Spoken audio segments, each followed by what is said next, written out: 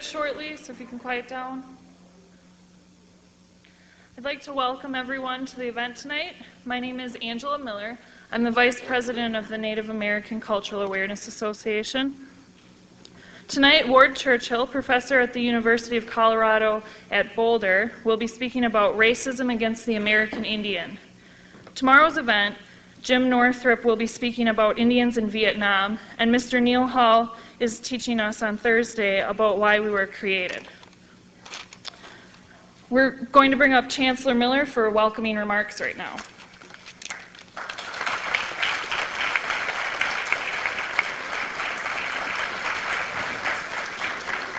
Thank you. Welcome to the University of Wisconsin-Whitewater's third annual Native Pride Week. Native Pride Week is dedicated to increasing awareness about Native American issues through a series of lectures. And I would say as a side, apparently you have created an awareness. This year, our students, staff, and guests have the opportunity to hear and interact with a diverse group of speakers, including Ada Deer, the first Native American woman to head the Bureau of Indian Affairs, Jim Northrup, a storyteller from the Fond du Lac Reservation in northern Minnesota, and Neil Hall, a spiritual leader and traditional teacher from Manitoba, Canada. And of course, Professor Ward Churchill, who will be introduced in a few moments. I extend my sincere thanks to the student organizers of Native Pride Week for all their hard work selecting speakers, arranging these events, and helping make Native Pride Week a valuable experience. The Native American Cultural Awareness Association, with assistance from the university's Native American Support Services, has spent many, many hours planning for this week. Just as an aside, I don't know how many of you have noticed this, but it seems to me that there is more interest in the third annual Native Pride Week than there was in the first two. The press coverage is obviously a good bit bigger than it was last night when I heard Ada Deer in her presentation, which was excellent for the portion I was able to hear, and I commend all of you. I also want to thank all the other sponsors who were involved and supported this effort. To everyone, thanks for all the work that went into this. About this evening's presentation, let me once again note that regardless of some opinions to the contrary, it is still my belief that the Academy is at its best when it functions as a forum for the free exchange of ideas.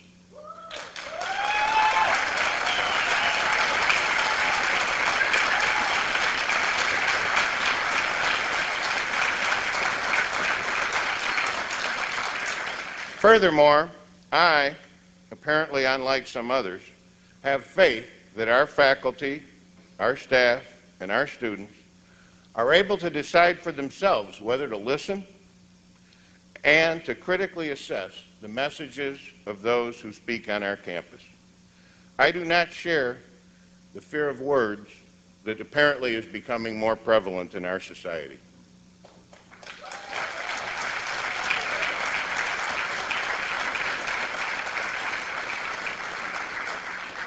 Again, welcome students, staff, and guests to the third annual Native Pride Week. Thank you.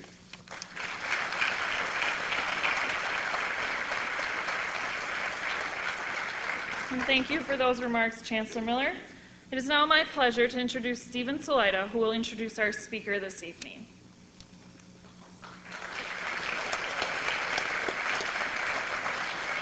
Good evening, everybody. I'm Stephen Salaita. I'm assistant professor in the Department of Languages and Literatures. It's my great pleasure to introduce tonight's speaker, Professor Ward Churchill of the Ethnic Studies Department at the University of Colorado at Boulder. First, however, I'd like to take a second to recognize the students of the Native American Cultural Awareness Association who have worked tirelessly putting this evening's event together, as well as all the proceedings of a truly spectacular Native Pride Week. These students embody all the human beauty evident in Indian cultures from time immemorial, and collectively they've made the University of Wisconsin-Whitewater a better place to study and learn. And now, onto the reason you have all gathered here. Professor Churchill arrives at the podium with a Herculean record of scholarship and activism.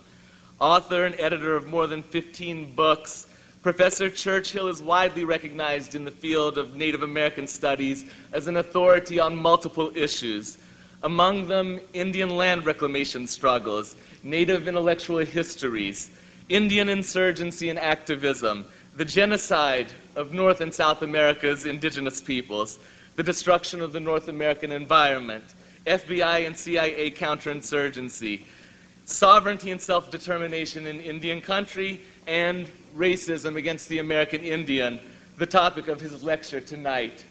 Professor Churchill also can claim expertise in numerous issues beyond those having to do immediately with Indian nations, among them the exploitation of so-called third world populations, the occupation of Iraq and Palestine, the insustainability of plutocracy, or the government of the wealthy, and the social systems of tribal or otherwise traditional populations. The final point is of utmost importance. Professor Churchill often is misrepresented as being many things: liberal, Marxist, fascist, anti-American, the list goes on. But Professor Churchill, neither a fan nor an advocate of such meaningless labels, ultimately is nothing other than indigenist. And it's this worldview, a worldview born of the infinite wisdom perpetually evinced by indigenous peoples around the planet, that we are especially lucky to hear and I hope heed this evening. And now I present to you Ward Churchill.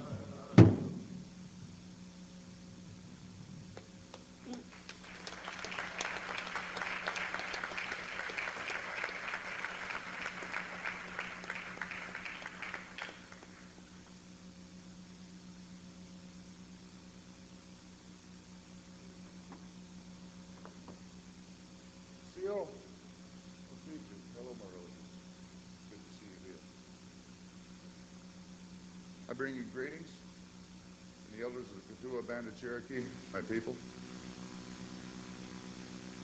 From the American Indian Movement of Colorado, of which I've been a part since before a lot of you in this room were even alive.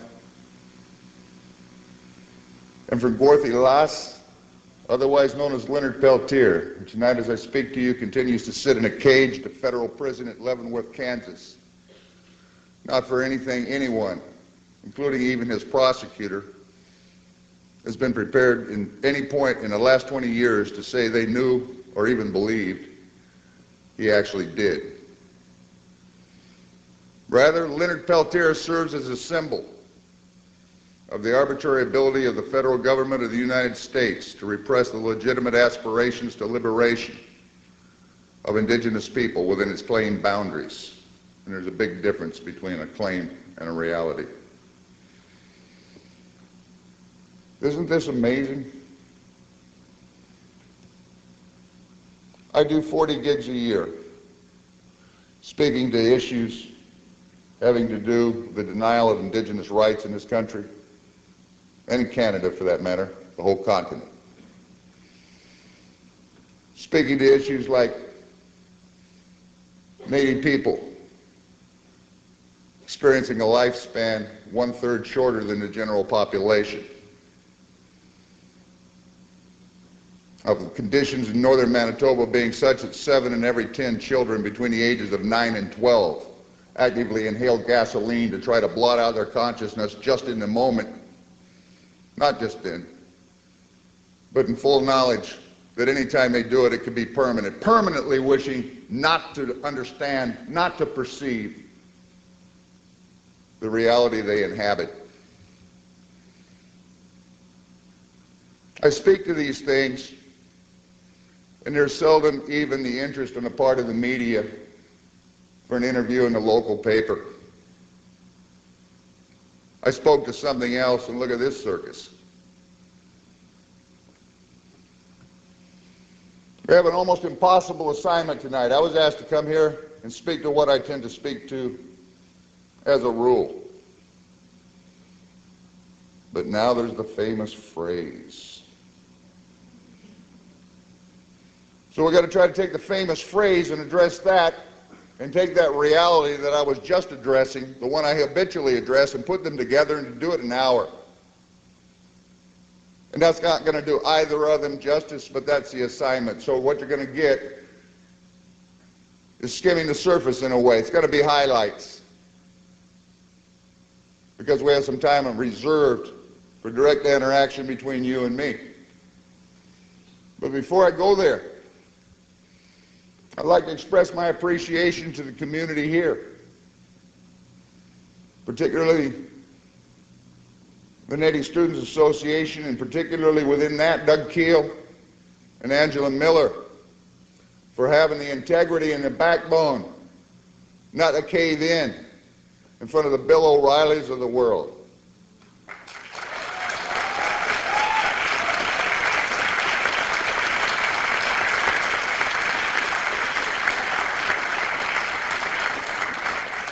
It's a tough time, and there's a lot of symbolism involved.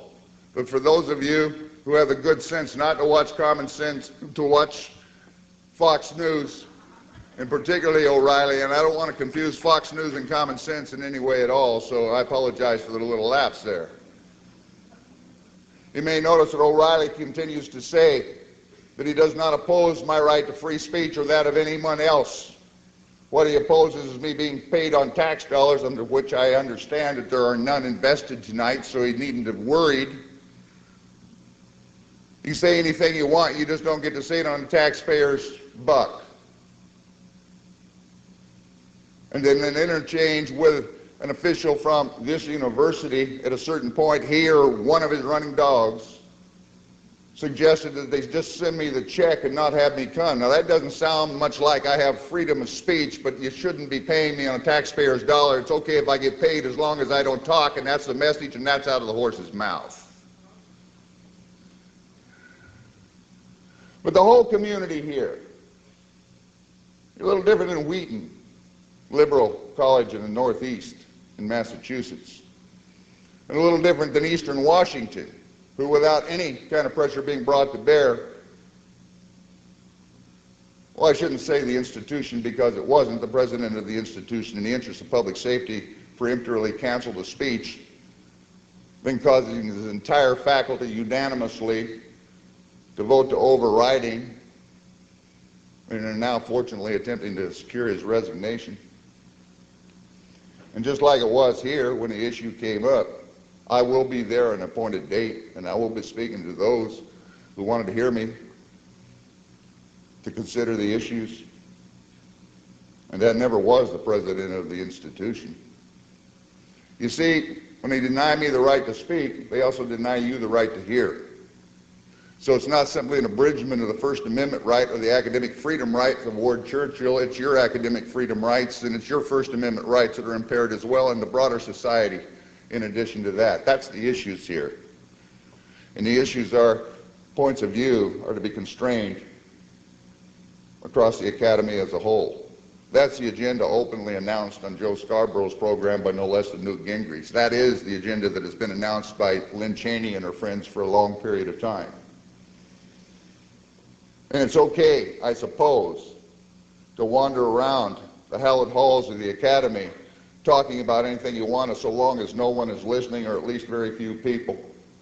So long as there's no concrete engagement, so long as there's no resonance, it's okay. You're free to speak so long as no one listens. But the moment they begin to listen, then, well, you read the newspapers and you watch television the same as anybody else. And you're in an institutional context. And one of the more favorable ones, I might add, they tell me you're becoming the, Berkeley of Wisconsin, because you actually have controversial points of view presented. Let's talk about the controversial point of view. And framing that, I need to say that I followed instruction that was provided to me by a long deceased spiritual leader of my father's people from Muskogee, their creek. It's Philip Deere. And he told me my particular aptitude and my particular set of experiences growing up equipped me to talk to you in a way that he couldn't, but that he could talk to me. That didn't make me him, and it doesn't make me you. It puts me squarely between the two. He said to me that I've always held as a way to set my path is one, speak the truth as you see it and never ever back off it. I do, and I don't. And always make a point, he said, to take Native people and put them back in their rightful place in the flow of history among the community of nations as equals. And I try to do that. So now we go to the famous piece in the utterance. And I'll start with what I didn't say. And what I didn't say is what was uniformly attributed to me in the mass media for the first couple weeks of this. I never anywhere in that essay used the word justify. I didn't justify anything. I spoke to a phenomena that I believe to be natural and inevitable, given a certain understanding of historical reality. Natural and inevitable is not something you justify. You don't have to justify a glacier. A glacier, being natural and inevitable, simply exists independent of human justification. Nor did I advocate the events of 9/11 or replications of them.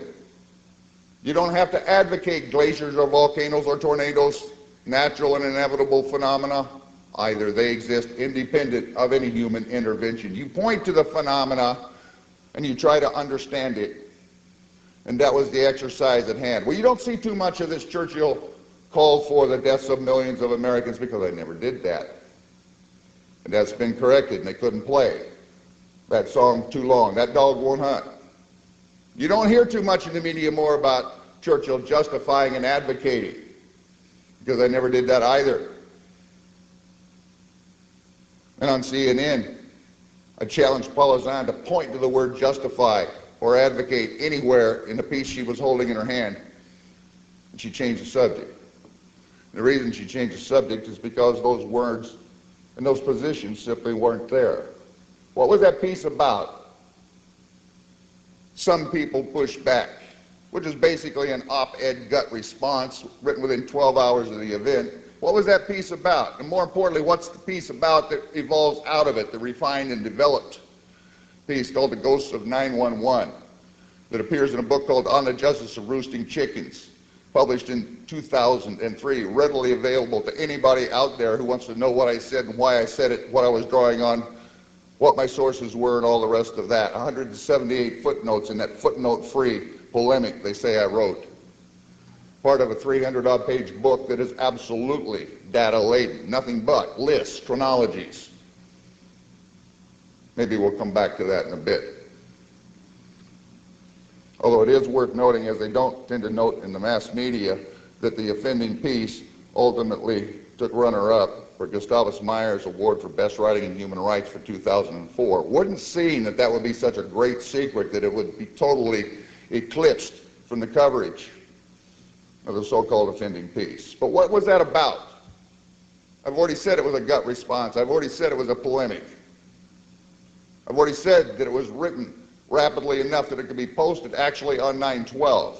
But it was written during the afternoon and early evening of 9/11/2001. And it was an attempt to explain, not least to myself, what it was that had happened. My experience of that was as follows. I was sitting at my word processor in Atlanta, Georgia, where I happened to be staying at the time, doing what it is that I tend to do in the morning when a telephone rang and a friend was calling to say, "Do you have your TV on?" I said, "No." I said, "Well, turn it on because somebody just flew a plane into the World Trade Center." Well, that got my attention, so I did, in time to watch the second plane come in real time. And it occurred to me as I'm watching this, that this is not happening by accident. And it was occurring to the people who were filming it and providing the video feeds in real time too. When they're remarking upon the fact that a plane has hit the Pentagon and there's another plane or two planes or three planes, they're not sure how many planes, but there's planes also missing, they don't know what's going to happen with them. But as that's occurring and before the first building comes down, it's already on all three channels, because I'm switching back and forth between the three major cable news channels. On all three channels, this is being explained as absolutely senseless act. And I'm saying to myself, senseless. Senseless means without purpose. Somebody did this with this kind of coordination and with this kind of results, and they had no purpose in mind. That's absolutely ridiculous. But it's already being boxed for people, already being spun for people. There couldn't possibly be a reason. But then they began to sort of have little cracks in the armor, and they're saying, how could this happen? Well, legitimate question. But already before the second building comes down, why do they hate us so much? Well, obviously, hate's entering in now. There is a purpose. But it's all this garble, and of course, within 24 hours, we have the first instant official explanation. They, whoever they were, and they weren't even identified yet, did it because they were evil, and in the form of the evils because they hate our freedom. They hate our freedom. Well, that would pretty well sum it up. I thought maybe it might be otherwise. I thought maybe that would be kind of pep coming out of the senseless act that would be passed off on the public, so perhaps we ought to look at the phenomena more closely. I'm assuming that it's not senseless, at least to the degree that it has a purpose. What might that purpose be? How could this happen? That goes to motive. What might the motive be that would cause this obviously purposive act to have occurred? And maybe that would even tie into why do they hate us? Well, see, it occurred to me that very afternoon, when they're framing in terms of hate, that there's some relevance to a 1963 statement by a guy named Malcolm X, who some of you may have heard of. And they asked him the afternoon of the Kennedy assassination what he thought that meant. And he said as far as he was concerned, it was just a case of the chickens coming home to roost. That the purveyors of American policy were reaping what they sowed, and they did it at the highest level. The chickens were coming home to roost. And I thought this might just be a case of the same thing happened. Roosting chickens, chickens coming home to roost. But now how do we understand chickens? I've had people actually ask me, what is a roosting chicken? We have an urbanized population, doesn't even relate to the terminology of the 1960s anymore. So I said, maybe you can take those chickens and you can compare them to something else that might be a little more accessible to the general popular consciousness. How about instead of calling them chickens, we liken them to ghosts or wraiths or spirits? Different terms, different traditions, they would all apply. Whichever one suits you best, pick it up. Maybe there were some ghosts or spirits, the ancestors, coming home in the form of those planes. It wasn't just 19 guys with box cutters. There was something that went to their motive that was involved. And I found it in that form. But now, whose ghosts would they be? Well, it occurred to me right off in that afternoon that it might have something to do with 500,000 Iraqi children. I understand there's a prayer vigil going on, lit candles out there. I'm sure it's for the Iraqi children, all 500,000 of them. Might have to do with these 500,000 dead Iraqi children, what were described as needless deaths resulting from the U.S. imposition of sanctions on Iraq in order to impose the notion of freedom in the form of George Herbert Walker Bush's 1991 statement that what the world, and that regime in particular, has to learn is that what we say goes. Now there's a freedom ideal for you. What we say goes. And the 500,000 wasn't a nebulous figure. People want to pick at it now, but in 1996 it was confirmed in no less public a venue than Madeleine Albright, then ambassador to the United Nations, soon to become Secretary of State of the United States, when she's asked by Leslie Stahl, are you aware of this data? They're saying 565,000 Iraqi children have died as a result of the sanctions since 1991. She says, yes, we're aware of it. And we've decided it's worth the price. The price in someone else's children. 500,000 children out of a population of 20 million. Oh yeah, I'm told those were UN sanctions. How can you blame the US? They were so much UN sanctions that the High Commissioner in charge of the sanctions, Dennis Halliday, resigned in protest, describing the policy as one of deliberate genocide. I thought maybe somebody might be upset about that. And it occurred to me somebody might be upset about Palestinian kids get shot in the head for throwing rocks during the Intifada. An entire population displaced from its homeland, turned into refugees, living in refugee camps for the last 2 generations. I thought maybe somebody might be upset about that. And I had another list. The rest of my list wasn't on the list that was provided by the Al-Qaeda organization within 72 hours when they stated what their motives had actually been. But the first 2 items on their list were the Iraqi children and the Palestinians. Of course, it's been pointed out to me since there wasn't a single Iraqi on a plane. There wasn't a single Palestinian on one of those planes. So what are you talking about? That's what upset them. Well, what I said in response to that, not in the piece, but in response to that query, which I'll deal with right now, is that you treat any people the way the Iraqis and the Palestinians have been treated, not only destroying them en masse, but demeaning, degrading, and devaluing them to the point of absolute dehumanization, encompassing their losses under terms like collateral damage, absolutely devoid of humanity. And it doesn't matter whether you're an Arab or an American, you're going to respond pretty much the same way. You're going to lash out in blind hatred violently in a form that they tend to call terrorism.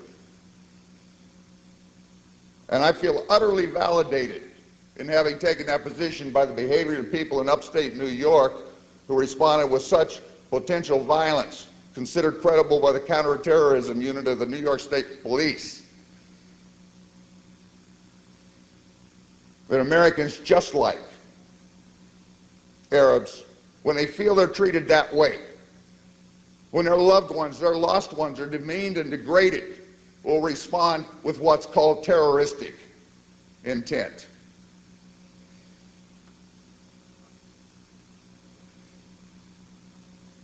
Yeah. We're going to come back to some of that a little bit later because it doesn't just take the form of overt threats of violence.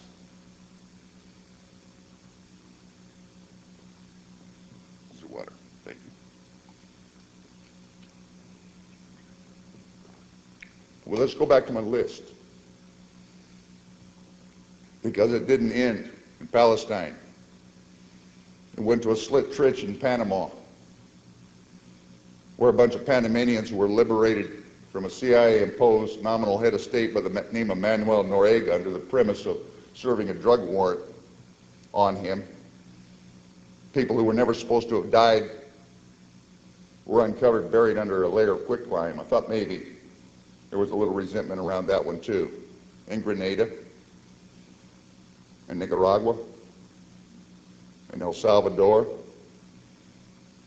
Thought maybe the ghosts of 250,000 Highland Mayans who have been slaughtered by military dictatorships one after another pursuant to the CIA's 1954 overthrow of the duly elected Arbenz regime might figure in. Thought maybe what Robert McNamara estimates as being 3.2 million Indo-Chinese who died as a result of the United States preserving their freedom by waging outright warfare on an attritional basis in order to prevent them having a government of the form and organizing their society in the form and arranging their economy in the form that they themselves chose. They might be there. I got the bodies in the wells and under the bridges at places like Nogan-ri in Korea, while the United States imposed and enforced partition of their particular country, Korea, during the early 1950s. I thought some of those collateral damages, outright massacred, thought they might be there. Thought maybe the 180,000 odd Japanese incinerated in 2 nuclear bombings. Well, we're all worried about weapons of mass destruction. We live in the only country that's ever actually used them, at least nuclear weapons. Not to win the war, but to send a message very similar to what we say goes to Joe Stalin as the war wound up, that we have a technological military capability that so transcends yours that you're going to have to take instruction from us. We're going to have a world order that we dictate the terms of to our own advantage, that kind of thing. 180,000 civilians, plus or minus a few, to communicate that message. I thought maybe they'd be there. But they aren't a half of it. They're a fraction. Hiroshima and Nagasaki were both selected as targets because they were relatively undamaged and not of particular military importance. They were civilian targets, to make the point. But then out there in the Nevada and Utah deserts, they built reconstructions of Japanese cities in order to perfect the incendiary devices and the burn patterns, as they call them, in order to be able to inflict maximum damage on Japanese cities and Japan itself. These were Curtis LeMay's B-29 fire raids, 110,000 civilians incinerated in Tokyo in one night by design.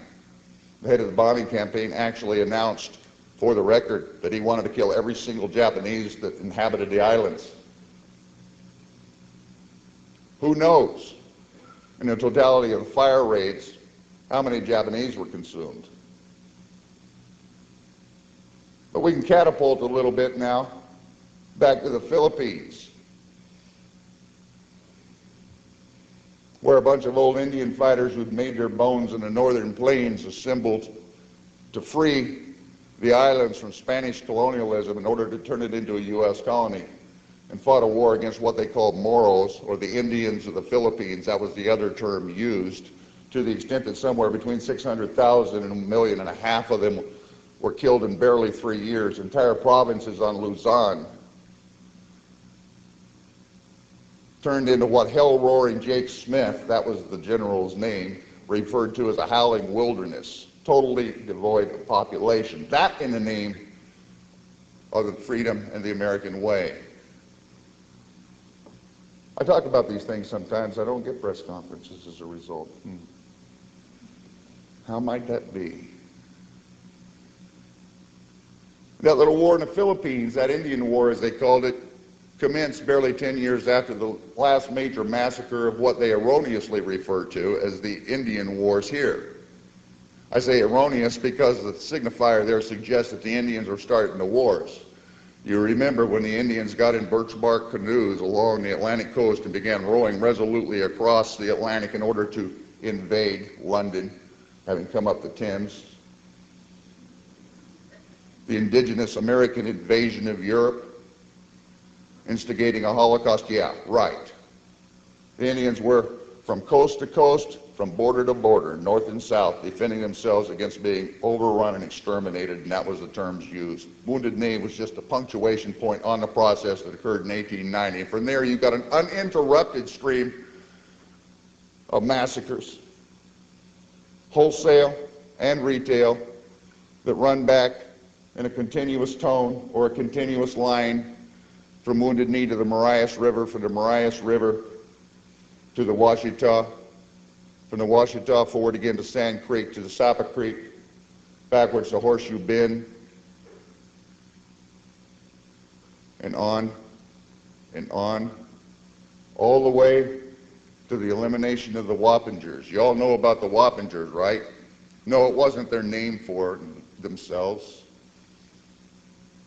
It's some great white expert historian, anthropologist, or combination of the two that bestowed some European name upon them. Their name is lost to history, or at least to me, because I don't know what they would have called themselves. In the books, you'll find them listed as the Wappingers. Those are the guys that supposedly sold a place named Manhattan Island to the Dutch for a handful of glass beads and trinkets.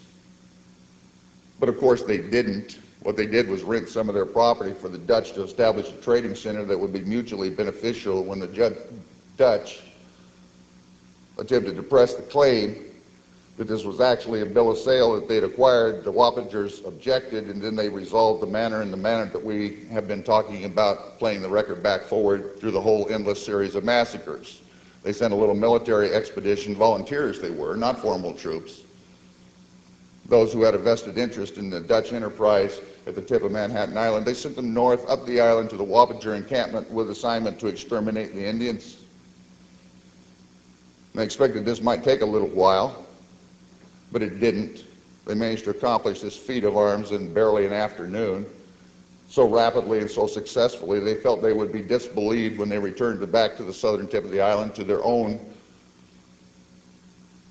establishment. And so they collected the heads of those slain, at least the principal male leaders, those that were thought to be the fighting force, and they carried them in baskets back to New Amsterdam, as it was called at the time. The citizenry turned out and expressed great satisfaction with the military prowess of those who had sallied forth, and they came to celebrate the event by conducting a jolly game of kickball in the public square of New Amsterdam, a location very nearly where the foundations of the World Trade Center would come to be. And for the ball, they used the heads, one after another, of those slain and decapitated.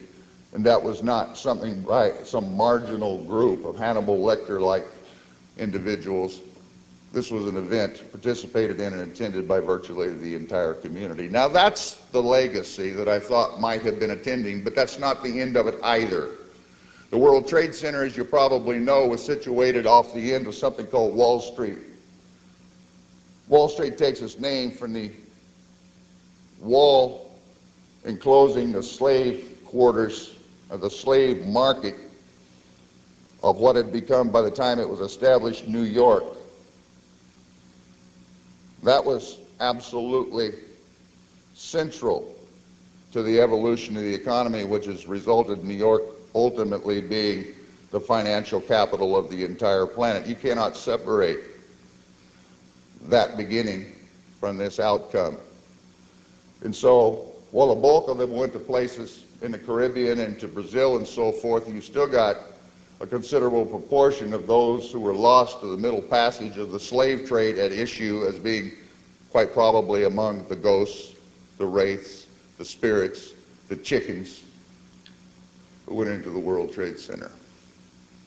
And this is not even to talk of the things that are really inseparable from, but not directly enunciable as being a part of the main flow of that history, that continuous tone of slaughtering of the brown-skinned other that has attended U.S. enterprise militarily and financially from before the United States even existed.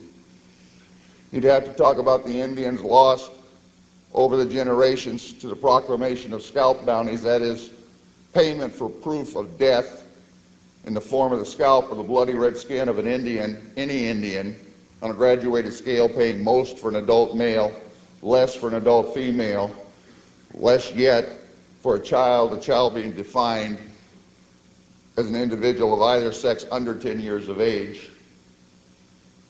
These occurred in every single state and territory of the 48 contiguous states and every single antecedent colony, now celebrated with holidays like, oh, I don't know, Thanksgiving.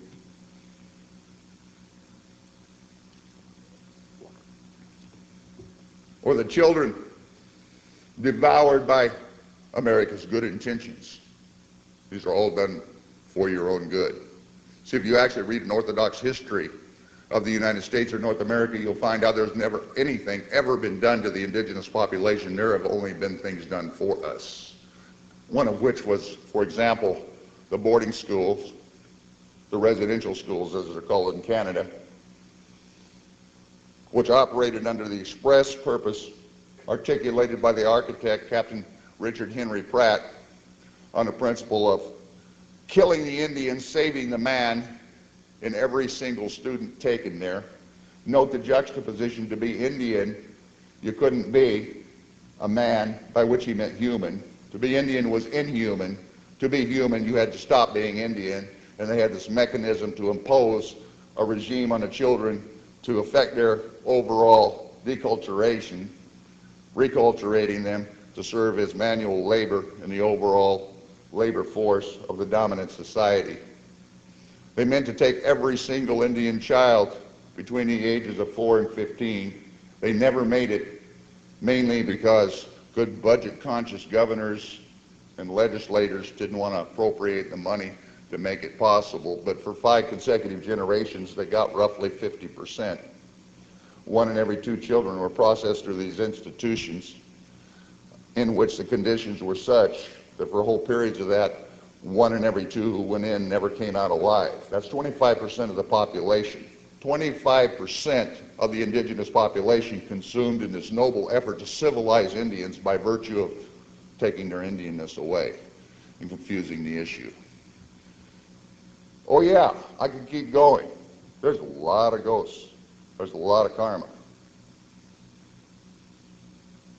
All of this is demeaned, degraded, devalued, dismissed from the course of orthodox interpretation of American triumphalist history. Means every single signifier out there is a potential source of the kind of sentiment that would lead to something like 9/11. But in the course of doing this, the American public as a whole has taken upon itself a sense of divine entitlement that these things can go on, remarked upon with a certain degree of horror from time to time, but ultimately with absolute impunity. It is done to them, but how dare they even consider doing it to us? That would be a crime. That would be an atrocity. That would be absolutely unforgivable. Oh, we oppose the policy. We oppose the policies in general. We oppose these things happening, even as we benefit and profit from them and do nothing more significant than hold prayer vigils, burn incense, adopt new clothing styles, listen to proper music, sign petitions, elect Tweedledee as opposed to Tweedledum, and allow the process to go on while we reside feeling good about ourselves because we've articulated some kind of an opposition, even as the machinery of carnage continues to grind in ever more refined form, ever more efficient form, consuming ever more ultimately brown-skinned others.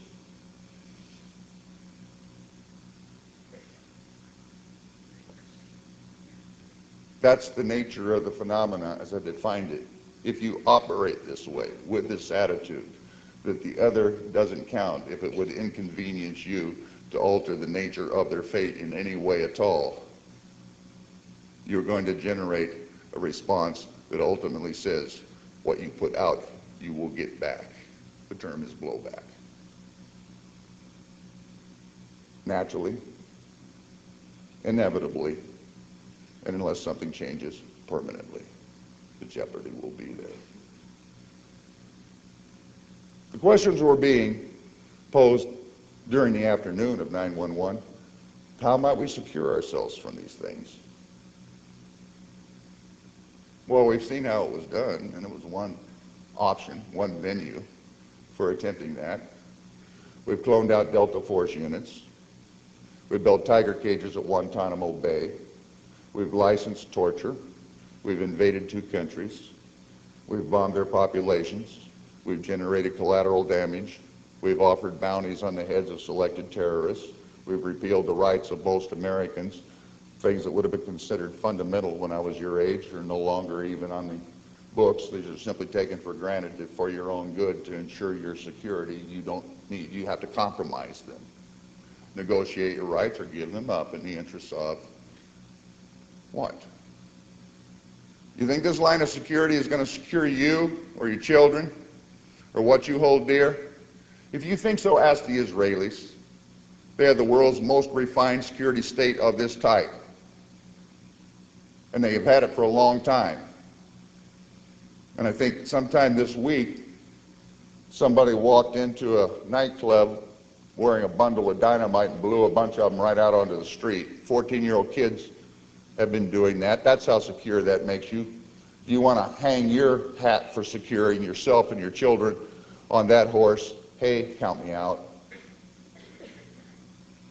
If they can't do it in a relatively small country, how in the hell do you think you're going to do it in this overwhelmingly large one?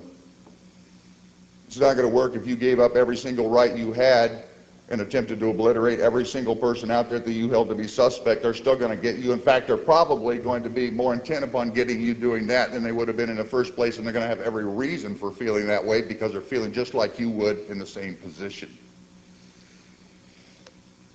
So if that's not to be the way security is secured, what would be?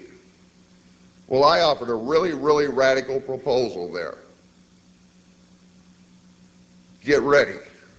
The revolution's at hand. It's almost biblical when you break it down. Do unto others as you would have them do unto you. Okay?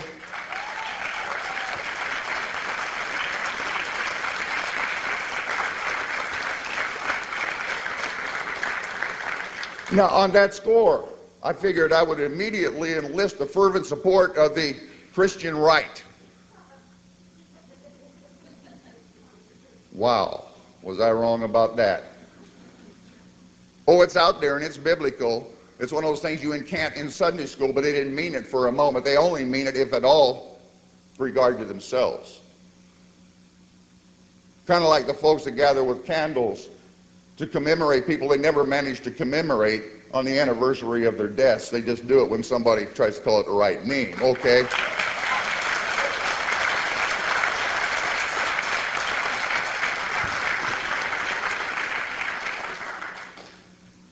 But let's run through the core, the phrase. See, I've got 24 books in print, 70 book chapters, about 100 journal articles, introductions, prefaces.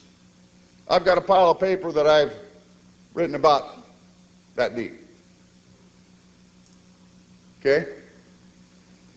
Of that, we're focused now on one less than 20-page essay, within that essay, one phrase. And we're going to assess the whole on that basis, usually by people who have not even read that. The little Eichmanns. Notice I didn't say Eichmann. I said the little Eichmanns. Who did I mean by that, first of all?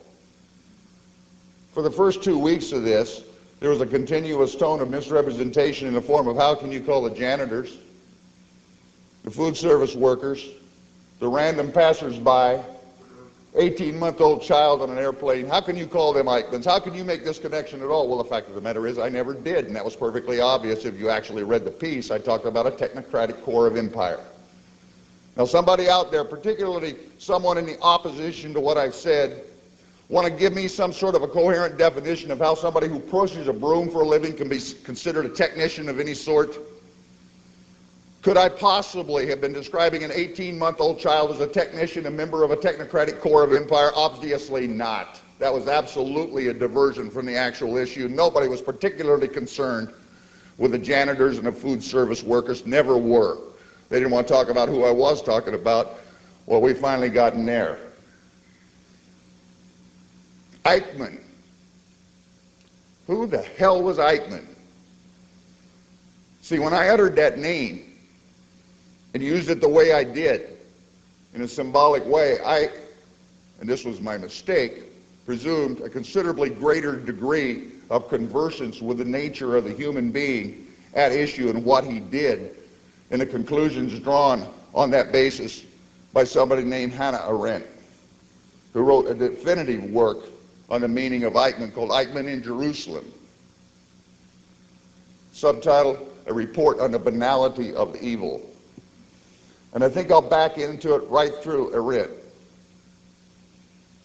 See, she was Jewish, an important Jewish scholar in the 1950s. And when they captured Eichmann and whisked him away from Argentina to stand trial in Israel, she went. She asked for the assignment, says, I want to report this. Because to her, Eichmann epitomized evil. He was an absolutely essential ingredient in making the final solution possible. Not that he killed Jews. Not that he commanded a unit that did. No, he sat in a bureau in Berlin and arranged train schedules and logistics to make the final solution possible. He never directly killed anybody, as far as I know, certainly not a Jew. And he was never accused by the Israelis of having done so. He was a nondescript little bureaucrat who was entirely proficient at his job, who didn't even believe in the policy he was implementing, expressed not only reservations but opposition to it, but he's in this structure, and this is his job. How do you excel? He made the train loads of Jews arrive on time at the gates of the death camps, and he made sure that the trains coming back were filled with eyeglasses, clothing of value, the gold extracted from the teeth. He made sure that the deliveries of Zyklon B occurred in sufficient quantities and on time, and in that context, he was symbolic. Oh yes, he did what he did, but he symbolized everybody who worked under him, who of course was not actually Eichmann. They would be little Eichmanns. People who did not even necessarily know the particulars of what they were doing, but they performed their functions absolutely proficiently to make his bureau hum. He symbolized as well the technicians standing there manufacturing the Zyklon B in quantities that could not possibly have been used for exterminating lice. The guys at the switchyard that made sure the trains got through and repaired the track to keep the trains running even when the Allies were bombing them. People who had nothing to do with the literal killing, but without whom the killing would not have been possible. The carnage would have been lessened at the very least. And each of them, in their own way, in knowledge of what it was happening, did their jobs for personal security, for belief in the ideals of the fatherland, for whatever set of circumstances. They did their jobs well and made it work, whatever their personal objections were. These were not monsters any more than the people in the Twin Towers were monsters. They were good family men for the most part. Eichmann's children loved him. He took care of his family. He was a civic-minded individual. He participated in charities. He learned Hebrew. He knew more about Judaism than a lot of Jews. He wanted to understand his phenomena too. She went there to confront what she expected to be the monstrous, and what she encountered was the absolute nondescript reality of the man. Nothing distinguished him from the mass.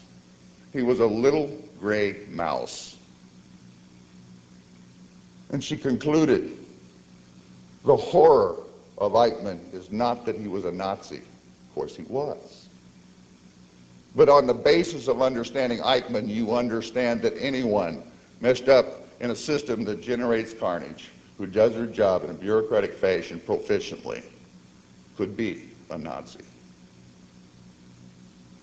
hence little Eichmanns, people who pursued the purpose of maximizing profit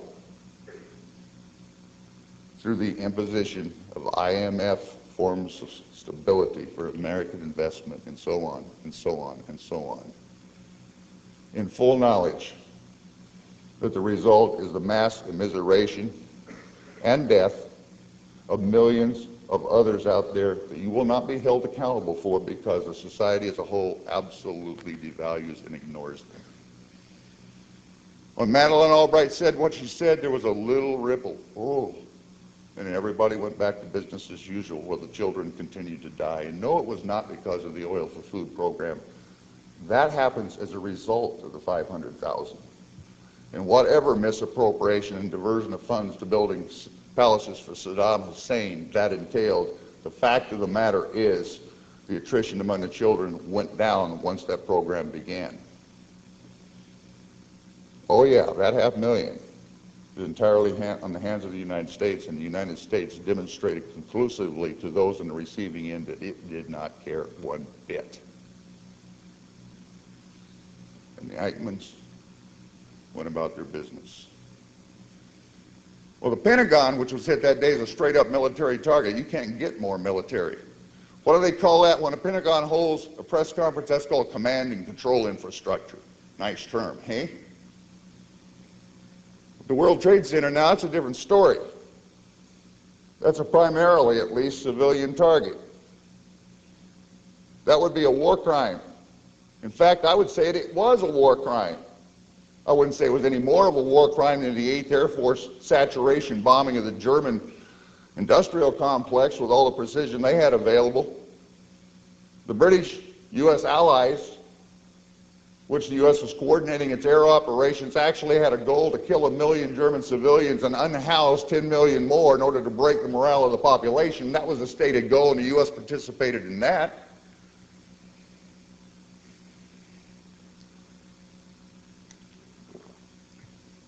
But you go back to the bombing of Baghdad, you can actually get the tapes. You don't need to take my word for it. You can get the transcripts too. Order them up. When they're talking about major civilian targets having been obliterated by U.S. smart bombs, that's not happening by accident. Those things usually function as designed. Once in a while, one goes awry, but there's no argument that these are those cases. What it is, the Storm and Norman Schwarzkopf and Colin Powell and Donald Rumsfeld and their friends habitually say when that happens is that the evil leadership of the other side situated elements of their command and control in otherwise civilian occupied targets. Okay? That makes it all okay. It makes it all right. At least I don't hear a great deal of dissonance coming from the public when these explanations are offered when it happens to somebody else.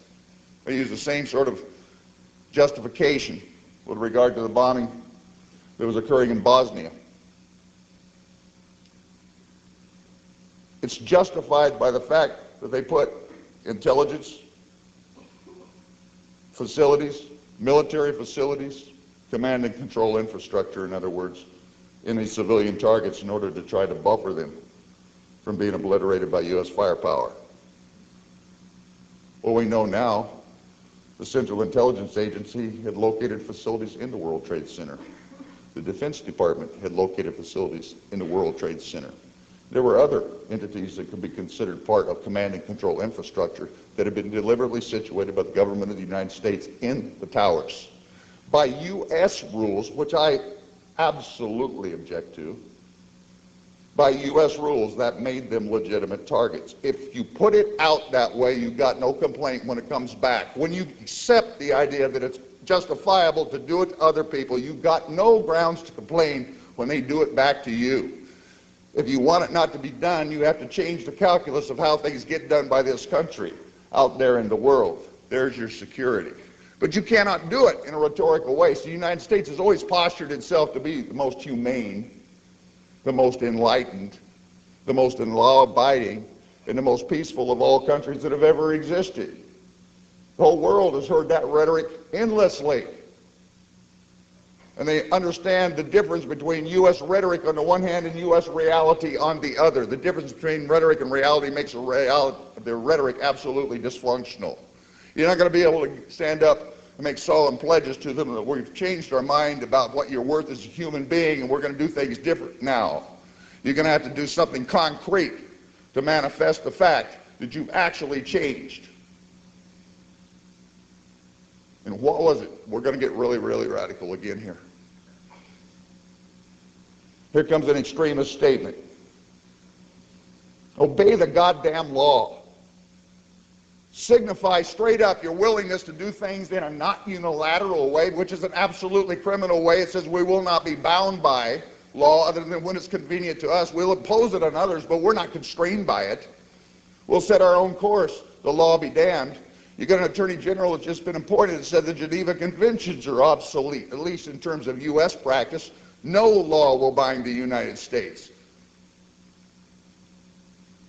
You're going to have to say the exact opposite. You're going to have to practice that. You're going to have to adhere to the law. Actually, this piece in the end ends up being a call for law enforcement. And the citizenry of the United States is going to have to be the enforcing entity. You're going to have to get your government on a leash, enforce its compliance with the fundamental rules of international law, the laws of war, human rights law, humanitarian law, and oh, by the way, the Constitution of the United States itself might be a nice thing to adhere to.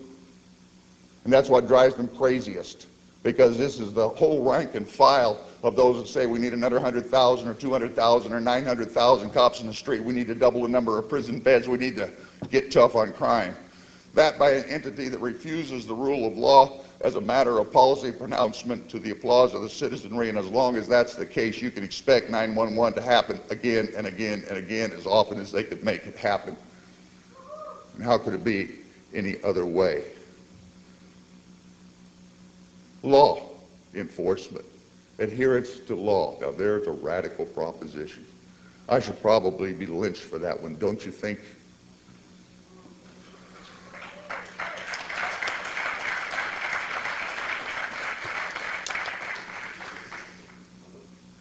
Actually, on the issue, they're not talking about this much anymore. You've got a little boilerplate out there. Now, instead of saying all the victims, I demonized all the victims and called them icons, well, he calls some of them. They don't say I justify, they don't say I advocate, they sure as hell don't want to talk about the legal end of things.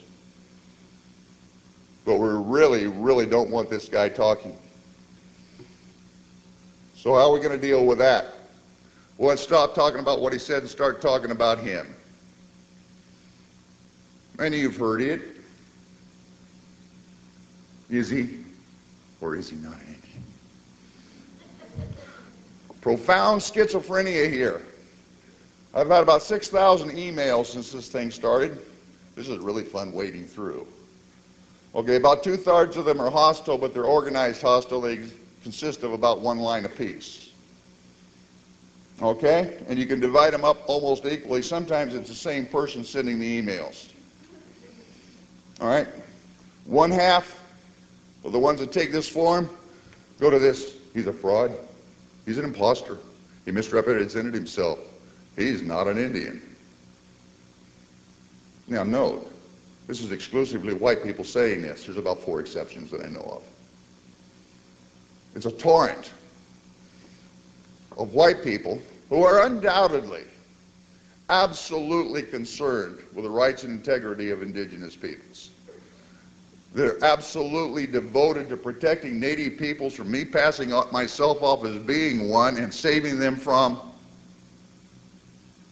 oh, well, if somebody comes up with a what that's supposed to be there, you let me know, because I haven't figured that one out. But what strikes me as bizarre, extremely interesting, revealing of an utterly deformed self-concept, is that this crew can think of nothing worse to call me than a white man. And they're all white men. Figure out what you're going to do with that one.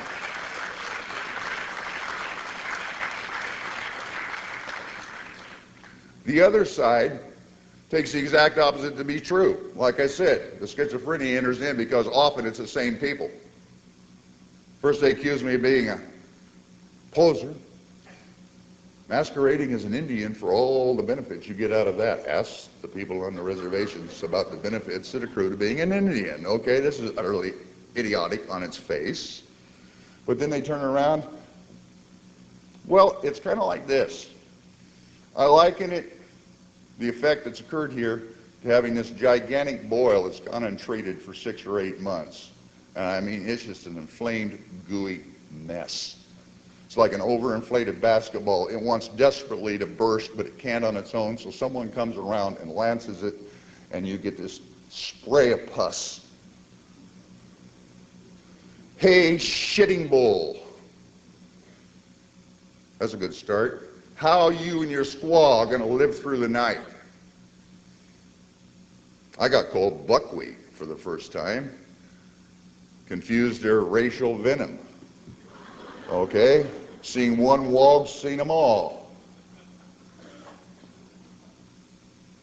But the pervasive thing, and again I feel absolutely validated in assessment of the public sensibility, if you will, Shivington should have finished the job. You know who Shivington was? Probably not. He was the Methodist minister come volunteer cavalry colonel who went into Sand Creek, a non-combatant village in southern Colorado in November of 1864, issuing his troops the instructions before they went in. Remember, boys, kill all, big and little. Nits make lice. Now, for those of you not conversant with biology sufficiently to realize what those terms mean, a nit is a baby louse. You kill the babies too because the babies will be growing up to be adults. Exterminate them all. And they killed everything they could find. Shivington should have finished the job, meaning he didn't kill all of you, despite his best efforts. An absolutely out front, drooling exterminationist mentality. That's what I'm up against. But that's what Indians have been up against all along. It's about time it got brought out in public view. And they're doing that big time.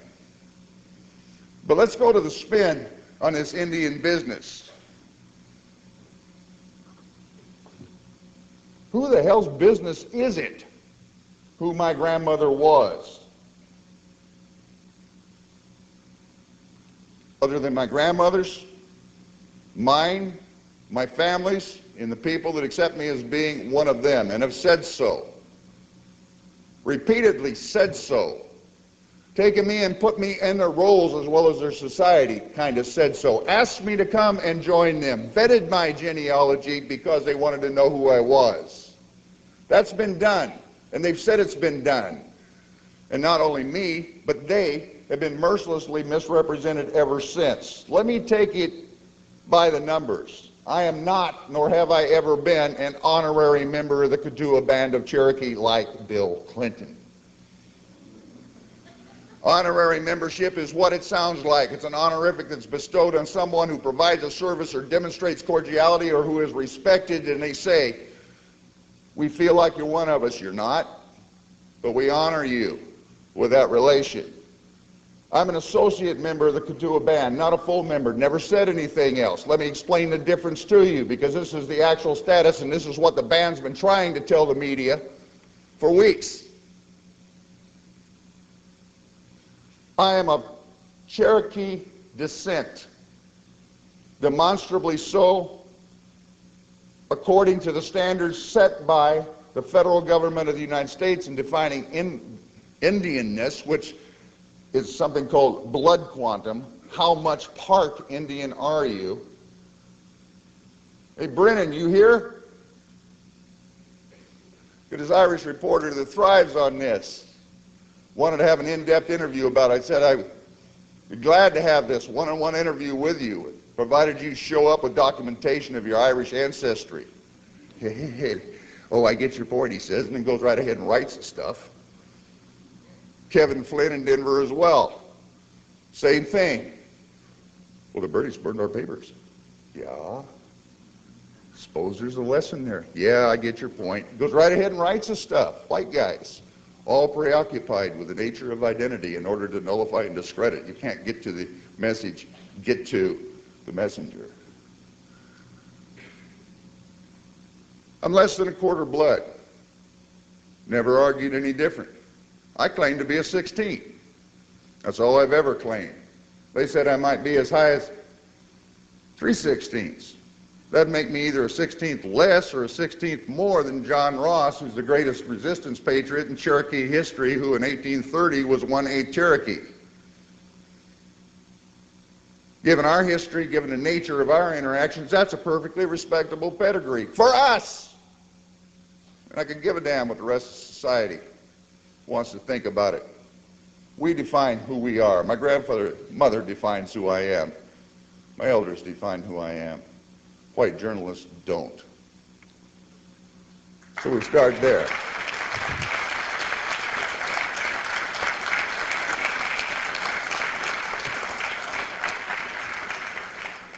Full members are more than a quarter blood.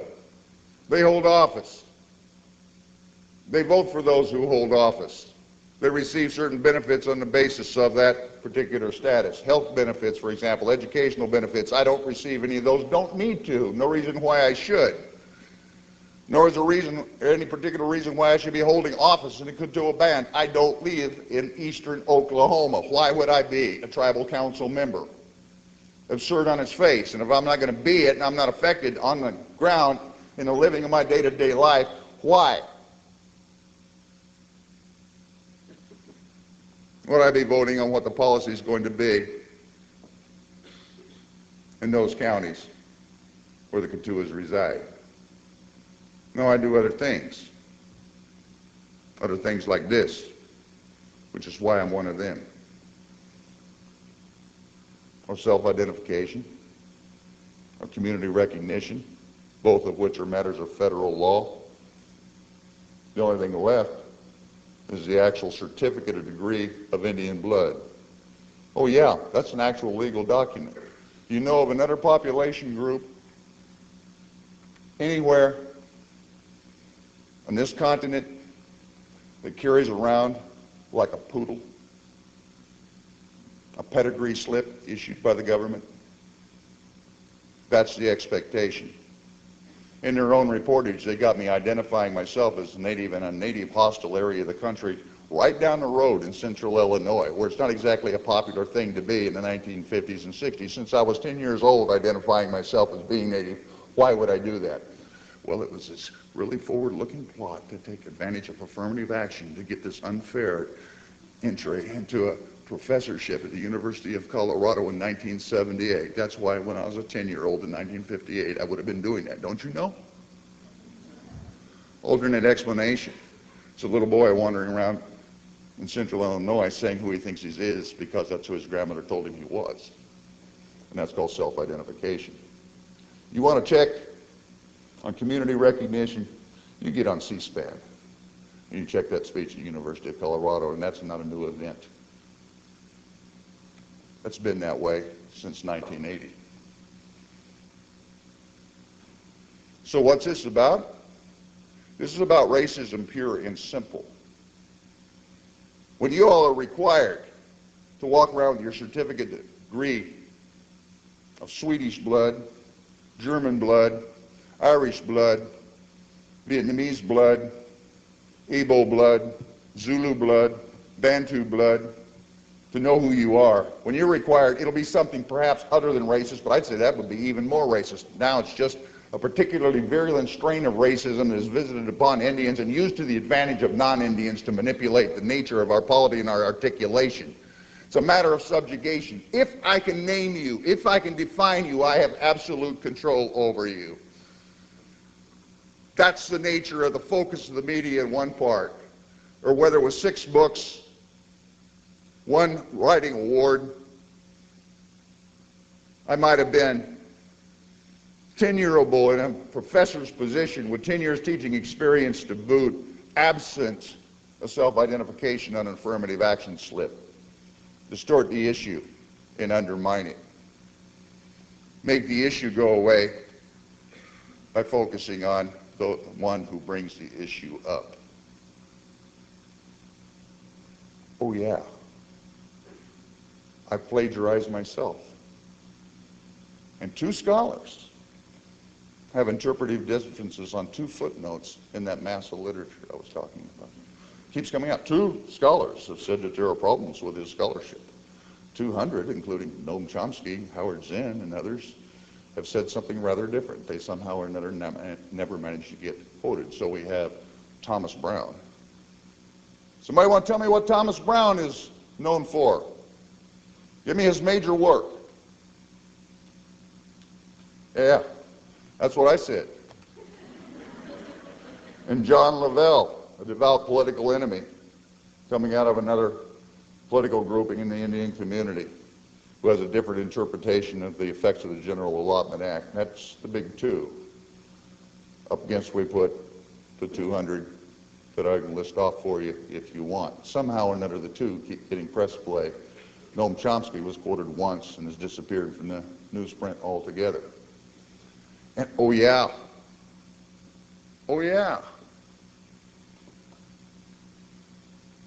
Churchill ripped off Thomas Males for an image. Well, actually, I did a couple more too. And Tom Males knew it, okay, because those were not ripped off. They were adapted and interpreted to what I do, which was not what he was doing. He was making drawings. I do colorism. But here's the hot news flash. We're probably onto a conspiracy about the scope of the Illuminati now. Because did you know that Jasper Johns painted the American flag, but he was not the original designer?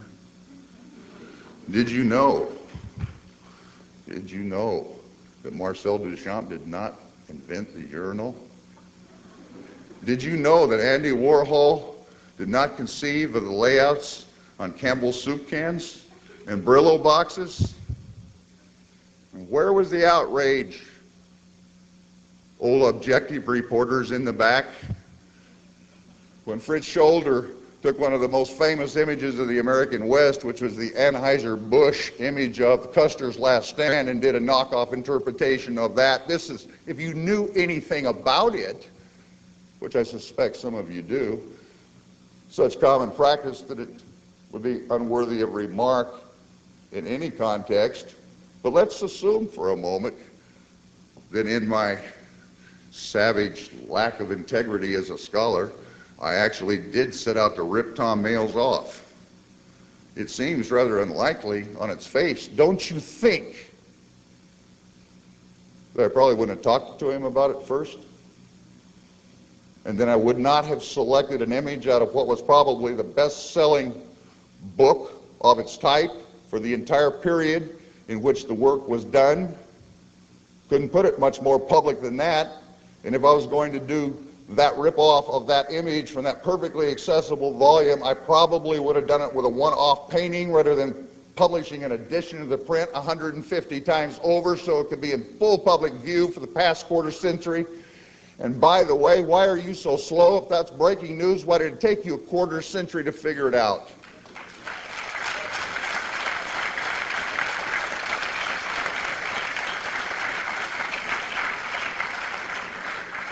But this is the sort of thing that happens when someone gets up and speaks counter to the status quo and attempts to call things by their right name. They get that kind of spin, and it is monolithic. There has not been a break, and it is not reportage.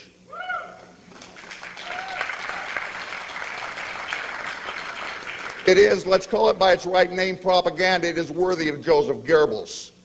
You don't have a propaganda ministry issuing you orders, although, as I understand it from the Denver press, you have editorial boards with vested positions that you're having to hew the line to. I understand that.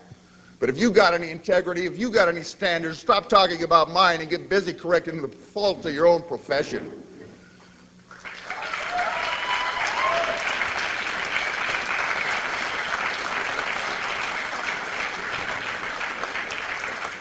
Return to the issues and come to grips with it. You got the capacity.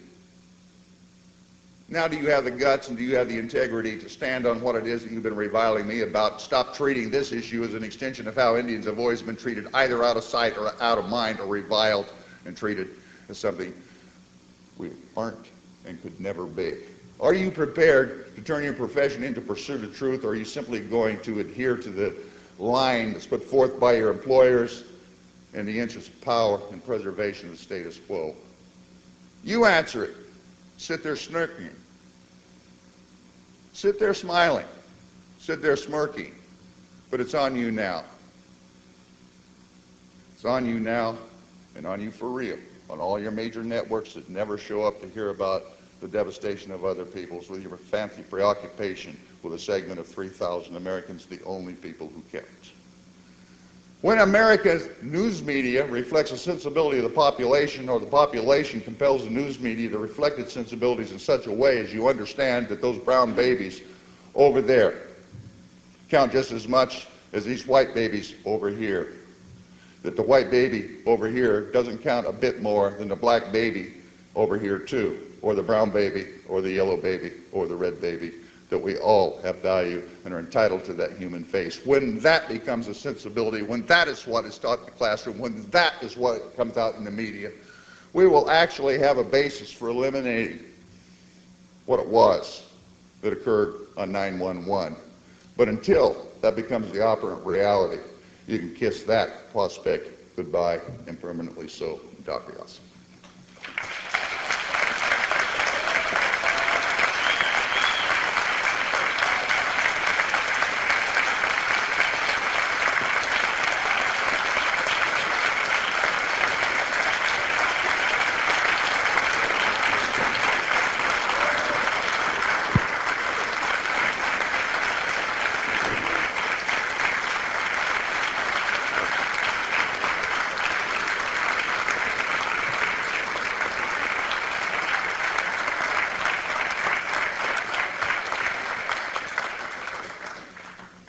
Miigwech, I don't know how we're set up to do questions here. Is there a procedure that somebody outlined when I was still in the back and I didn't hear, or what's happening?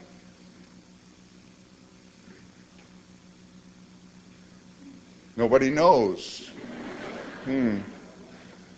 Anybody want to arm wrestle? Oh, just stand up and yell. It's okay. You don't have to raise your hand. This is not a classroom. Just stand up and yell one at a time, though, please.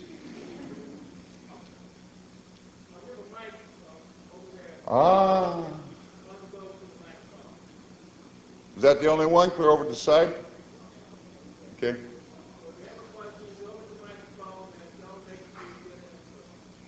Okay, I'll have to admit that I haven't read any of your books or anything, and Good start. I just had a question about the little Eichmanns.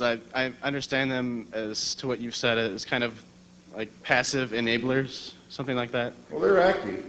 They're just not direct. Yeah, I mean, not military. Distinction between direct and indirect. So I'm guessing my question is, which institutions, like aside from the military infrastructure, were you talking about? Just financial institutions, or like which specific corporations, or which industries were you signifying? Is what my question is, I suppose, as far as the World Trade Center is concerned. I look at pretty much as a structural issue. All right, it's a diversified terrain out there. What were they going to hit? Mm-hmm. And I'm not particularly happy that they had to hit it at all. I think from their perspective, on the other hand, had would be the operant word, because the information was out there. It's not that the public is uninformed. If I can find information, you can find information. The information is accessible, and a lot of people access it, and then they ignore it because it's inconvenient. Well, that's a bit of a problem, even on a theoretical plane. But when your children, or those you hold dear, their children are dying, or you're dying, or your family's dying, the calculus changes. Symbolically, it was probably the best target. I don't know that it was So you don't think they had a necessarily the specific... most appropriate in a structural sense. I guess I was thinking of maybe the International Monetary Fund, or the things that, hold foreign nations in debt or something like that. Where is it? Yeah, that's probably what they said. Exactly. And here you got these things sticking up 1,000 feet in the air. Yeah. Yeah. You're not using smart bombs, are you? Yeah, well, that's my question. I think the ... and you followed the dancing dot, yeah?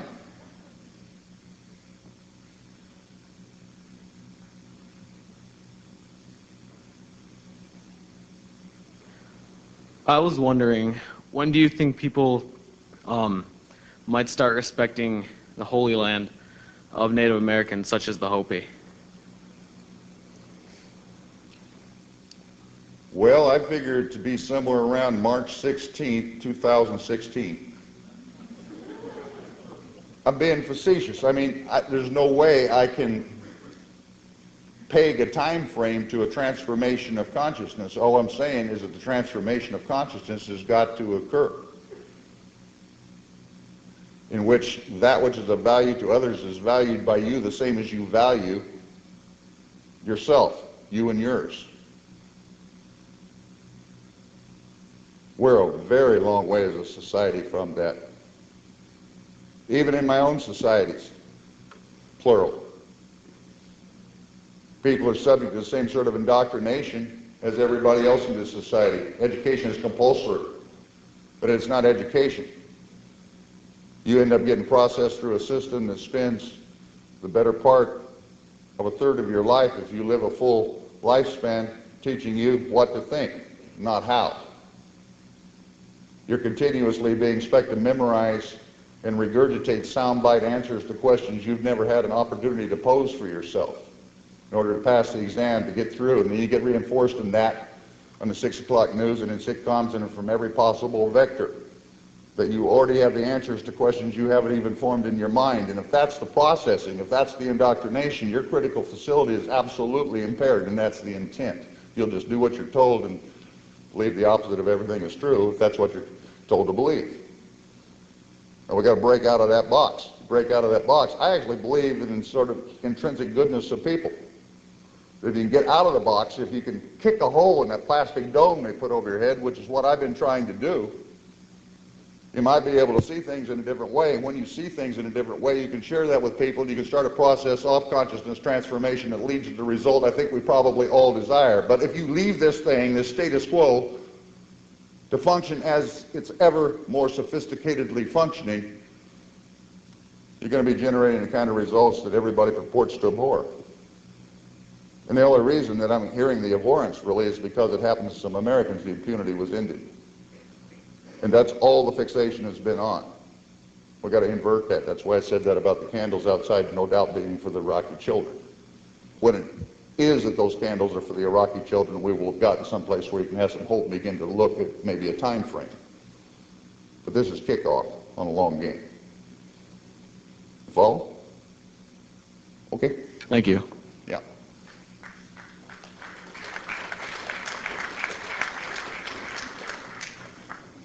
First, I would like to commend you on your bravery and courage to stand next to your convictions and your words here. I think it's definitely worth commending, and I think I'm personally very honored to have you speak here.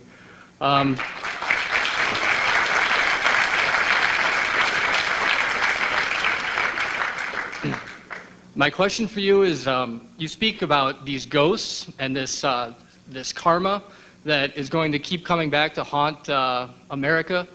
And my question is, as an American citizen, as a person that loves this country very much, what steps can I take personally to honor these ghosts and to change this karmic cycle to maybe better the future for my children, and to stop this terrorism and to stop this hatred towards America? Me as an American, I feel very helpless, and with this enormous government that we have, I feel there's very little that I could do. But I ask you now, what can I do? Well, first of all, I didn't use the word karma. That's from another tradition, and I don't understand it particularly well, so I try not to do that particular appropriation. Ghosts, spirits, wraiths, all of that, I got a fair handle on. I live with them all the time. Most native people do. We're in touch with our ancestors. You might want to be in touch with yours. Some people are. Okay, they can tell you a whole lot. But the simple answer to your question is, you want to end the hatred for the United States. Stop killing other people's babies. I'm not. Well, actually. You know, I'm actually, we all are. We all are. It's not a decision that I made Yeah, it is. But it's, But I'll come to that. I'm just a citizen. I don't have any say in our foreign policy. You're And so much less powerful than a Guatemalan peasant. See, this never comes up when you're talking in a third world context about the nature of oppression. Okay? They are relatively material, intellectual, educational, all those terms, formally speaking, far more disadvantaged than you, but they don't feel so disempowered. And you really want to sit down and think hard about why that might be and what the effect of your relative privilege has upon your consciousness, your sense of self, and sense of capacity. But I was asked on Clear Channel, oh yeah, now there's a no spin zone. They asked me straight up, you ever killed anybody? Yep. I was in Vietnam in 1968, I certainly did. No, that's not what we mean. That would be okay. Okay, you're killing brown people over there, preventing them from having their own form of government. We don't have any problem with that. No, I mean since you got back. I said, yep. I pay taxes. And my tax dollars translate into mass death abroad. And I've done that my entire adult life. I've done other things. I'm anything but innocent. See, my allegations, my characterizations didn't imply innocence to me. I'll be innocent when this changes. Am I going to give you a script for how to do it? No, because I don't know you. I don't know what your aptitudes and inclinations and capabilities are. I will tell you what your legal rights are. In fact, your legal obligations under the Nuremberg Doctrine are to do absolutely everything necessary to compel your government to adhere to the rule of law. It doesn't say everything except. That's the law. And it was articulated by a U.S. Supreme Court Justice by the name of Robert Jackson. Are you going to obey the law or not? That's the choice for you to make. If you're going to do things that are considered to be acceptable to the status quo and restrict yourself to that, you're going to preserve the status quo. That's why they decided these things were acceptable. So you can run through that whole list of things. You can change your diet. You can advocate for better bike paths.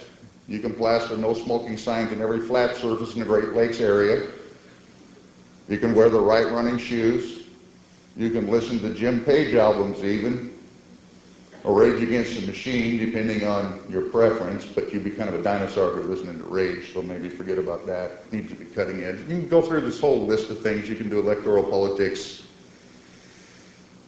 You can do charity work. You can do petition campaigns.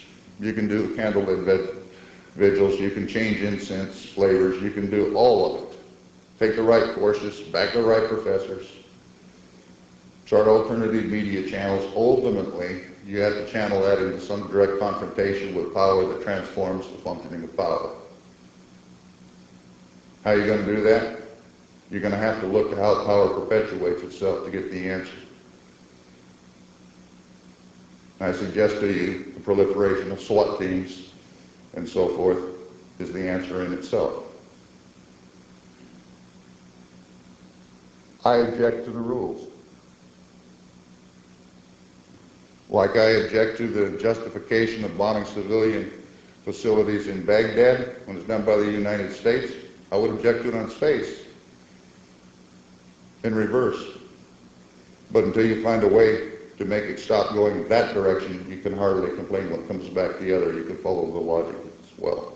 How do you intervene? By whatever means ultimately are required to be effective. Fair? Thank you. Make your choice. All right. I don't think Made him nervous with that one, didn't I? Oh my God, we might be responsible for doing something.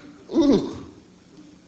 All right, now that I'm in a room full of murderers, hello. Anyways, my question for you was... Do you really think you have to kill somebody to do that? No, I disagree that... Okay. I see your point, I just don't agree with it. But at any rate, my question for you is... Fair enough. I can make your correlation, I just don't agree with it. But my question for you is, to what extent do you hold the international community and authoritarian regimes responsible for the deaths in their own countries, and what can be done on their part to prevent the deaths of their own people? Probably quite a lot. Probably quite a lot. However, you don't live in those countries, so stop displacing responsibility for what's wrong in the world from where you can actually do something onto something else. Number one, and since you're, in my view, quite rightly concerned with authoritarian regimes elsewhere, somewhere down the line of priorities, okay, you need to do whatever is necessary in order to prevent your government from putting them in place and propping them up. Because the great majority of authoritarian regimes over the last 50 years that have existed on this planet have been clients of the United States and nobody else. You withdraw U.S. support from them, political, military, financial, and they won't last 15 minutes. Their own people will take care of them. And you can start with Saudi Arabia. Okay? I appreciate it. The only concern you have with that is then you're getting into, sanctions that can lead to their death. I'm sorry. I mean, getting into, like, if you obviously don't want to get into a war, but, like, the economic sanctions can lead to the deaths of people as well. So what really can we do as a nation to prevent deaths from happening at all? Because no matter what we do is going to have an effect in one way or another. Economically. What you can do, and I thought I said this, but I guess maybe I wasn't clear, so let me run through it. As a country, what you can do is obey the damn law. And stop making up rules of convenience to yourself and acting like the corpus of international law and even the Constitution of the United States applies to other people for purposes of imposing order, but never to yourself when it's inconvenient, might restrict your latitude of action.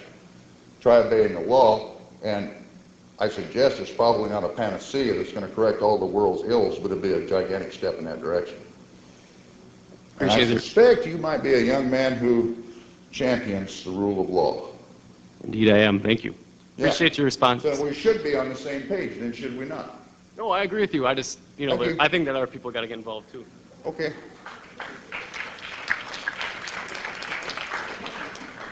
Okay, people clap, so let me shut down the clapping perhaps. The rule of law in international terms begins right here, tonight in Wisconsin, with the treaty relations between the various indigenous peoples resident to the state of Wisconsin, as it is now known, and the federal government of the United States. If you look to the first article of your own Constitution, you'll find out that treaties can be entered into by the federal government of the United States only with other fully sovereign nations.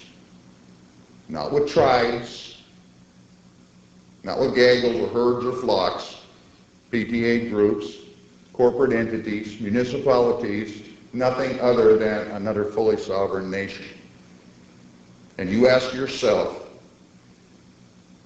whether this state, within this country, this community, this university, you yourselves are actually according Native people you encounter as being members of sovereign entities imbued with the rights comparable, equal in fact, to that of the United States itself. And I think after you take your long deep breath, you realize, no, you got some work to do right here at home. Yeah? Okay. Didn't hear any applause on that one. Funny thing.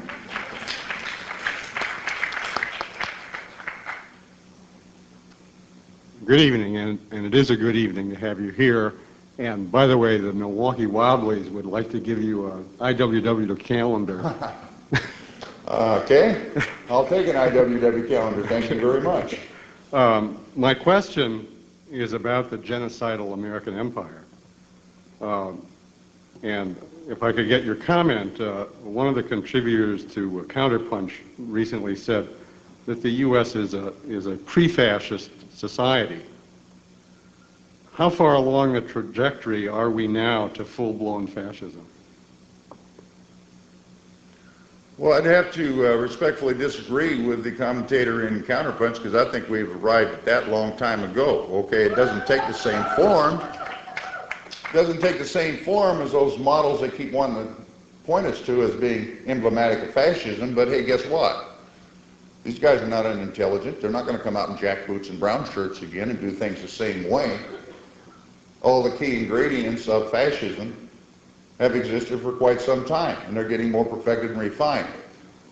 And one of the most elegant ways of causing the system to function in that fashion is to manage to convince the bulk of the population exactly the opposite is true. There's a good book on a rather crude 1930s experiment with a process in Germany. It's called They Thought They Were Free. I suggest you read it just on the title alone. A lot of them genuinely did. They were freed from want, they were freed from this, they were freed from that, and they thought they were free. They actually elected the dictator. Okay? Okay, thank you. That's So what I think we're thought pretty too. far along, like about 10 points off the end of the chart in terms of having arrived at it.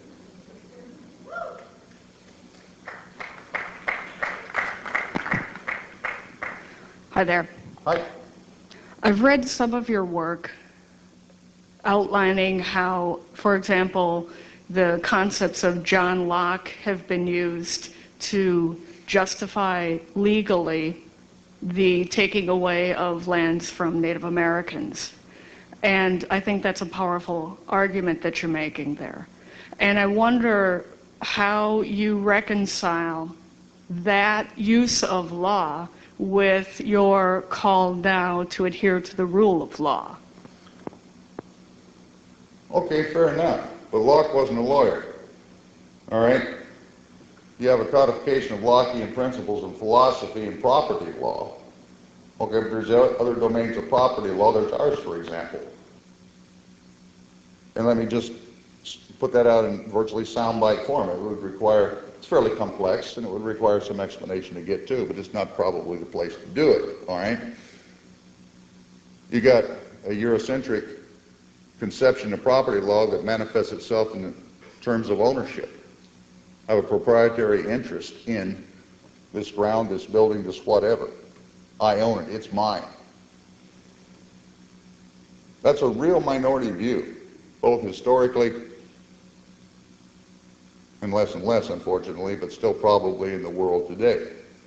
At least with indigenous peoples, it's consistently property doesn't exist by that term. Our relationship to land, which vests us with, I guess, what would translate as a proprietary interest in it, is a responsibility to it. Exact opposite. The land's not responsible to us, owned by us. We are responsible to us because we are part of it. Our responsibility is to maintain, preserve, and hand it down in a form that it can be enjoyed by our descendants 7 generations into the future in the same way that we enjoyed it. In order to be able to fulfill those responsibilities, we have, on the other hand, to have control over it vis-a-vis other humans. So that's ownership in another form. Okay? That's an area of conflict in law. We have no conflict with regard to the implications of treaties, for example. We've got no conflict with regard to the prohibition on genocide, for example. We've got no argument with international law with regard to the elimination of all forms of racial discrimination. We've got lots of commonalities there, and those are the elements of the rule of law that are paramount, and I'm calling for enforcement of or adherence to. If you're actually adhering to those paramount laws that we can hold in common, there's going to be a whole lot of beneficial fallout straight down the line in a number of subsidiary or tertiary domains. Fair enough? Okay.